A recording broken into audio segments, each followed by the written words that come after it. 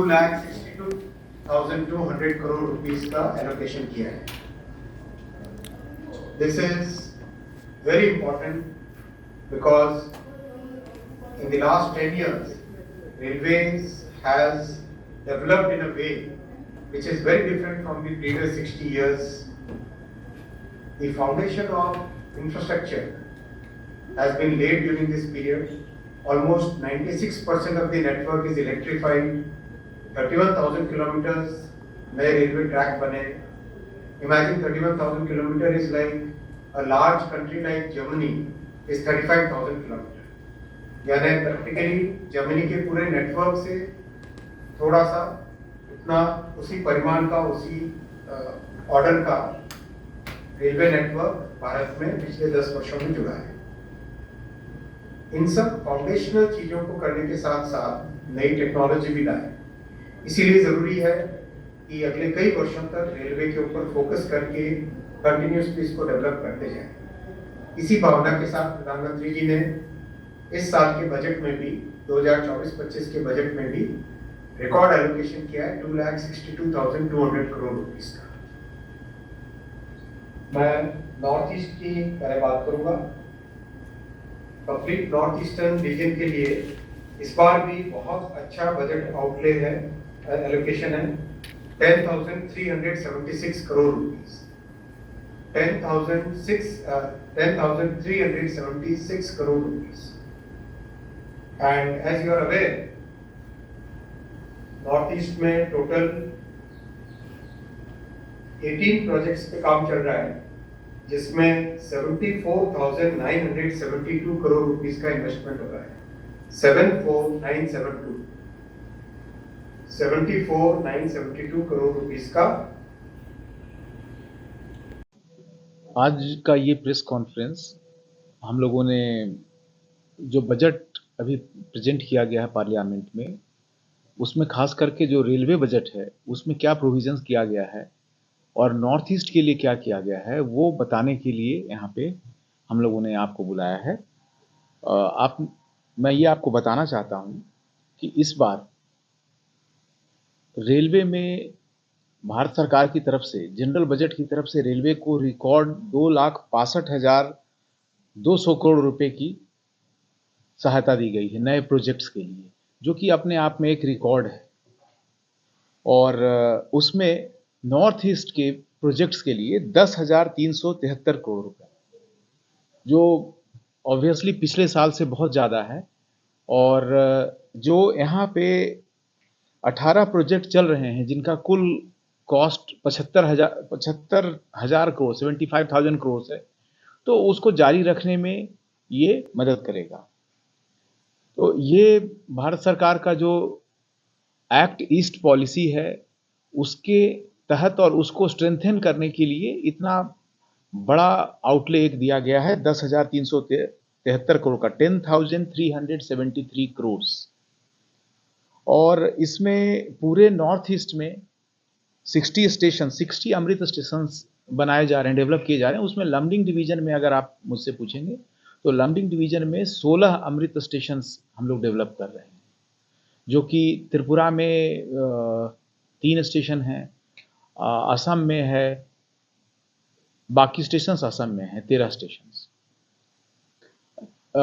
नागालैंड में है. मिला करके टोटल 16 स्टेशन हमारे यहाँ हैं. उसके अलावा नॉर्थ ईस्ट में 470 फ्लाईओवर और अंडर पासेस, ये पिछले 10 साल का अगर आप कंपेयर करेंगे 16 लमडिंग डिवीजन में 16 है. पहले 15 था, अभी फिर अगरतला को भी उसमें शामिल किया गया. अगरतला फेज 1 जो है वो 16वां स्टेशन है, जिसमें कि आपको पता है कि उसमें स्टेशन का पूरा डेवलपमेंट किया जा रहा है. साथ ही साथ एक हाई लेवल पे एक स्काई वॉक टाइप का बनाया जा रहा है, जिससे पब्लिक एक प्लेटफॉर्म से दूसरे में जा भी सके और वहाँ पे शॉप्स वगैरह भी बैठने का भी व्यवस्था है. और इसके अलावा जो 470 फ्लाईओवर्स और अंडर पासेस पिछले 10 सालों में बनाया गया, जो कि अपने आप में एक रिकॉर्ड है.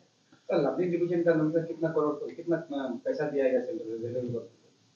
लमडिंग डिवीजन वाइज तो अलॉटमेंट नहीं होता है। ये फिगर्स जो मैंने आपको दिया अभी, वो पूरे इंडियन रेलवे का दिया, और उसमें जो 10,373 करोड़ ये नॉर्थ ईस्ट के लिए दिया गया है, नॉर्थ ईस्ट के 7 स्टेट्स।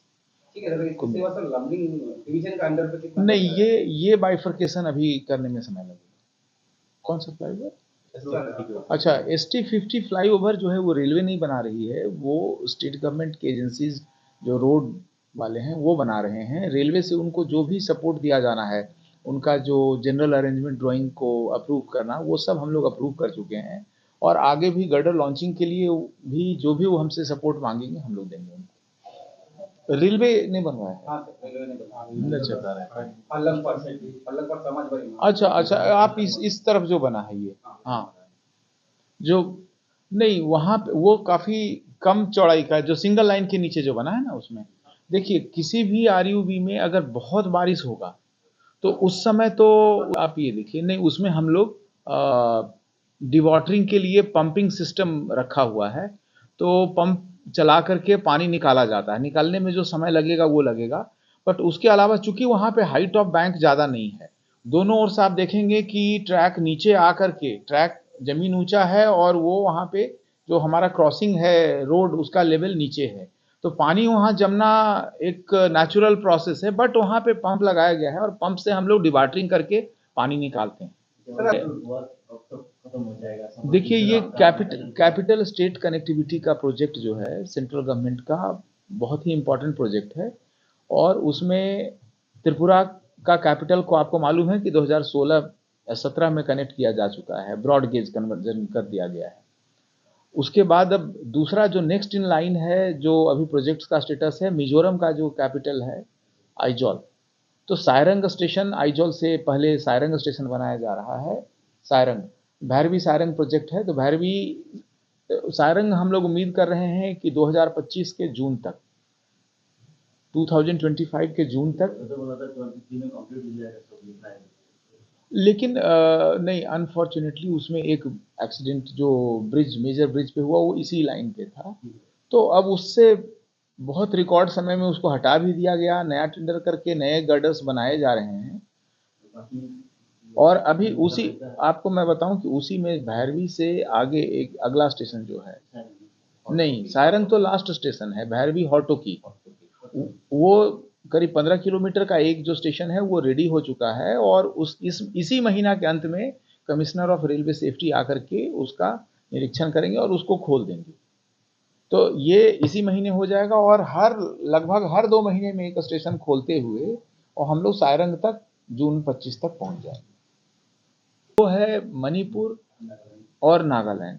तो देखिए नागालैंड का जो कैपिटल है कोहिमा, कोहिमा के पहले जुब्जा स्टेशन तक जाना है ये रेलवे लाइन, कोहिमा से थोड़ा पहले, तो जुब्जा तक के पहले अभी हमारा वहाँ सुखोवी तक जा रहा है ट्रेन, और सुखोवी के आगे भी इस साल हमारा टारगेट है कि कम से कम 2 ब्लॉक सेक्शन और भी खोला जाएगा। उसमें जो हमारा निर्माण विभाग के लोग हैं वो जी जान से लगे हुए हैं, और सारा रिसोर्सेस मोबिलाइज करके कि हम लोग सुखोवी के आगे मॉलबोम और मॉलबोम के आगे फेरीमा तक हम लोग कोशिश कर रहे हैं कि मार्च तक कम से कम ये 2 ब्लॉक सेक्शन जरूरी, और हम लोग होपफुल हैं कि खुल जाए। टारगेट लगभग दिसंबर में।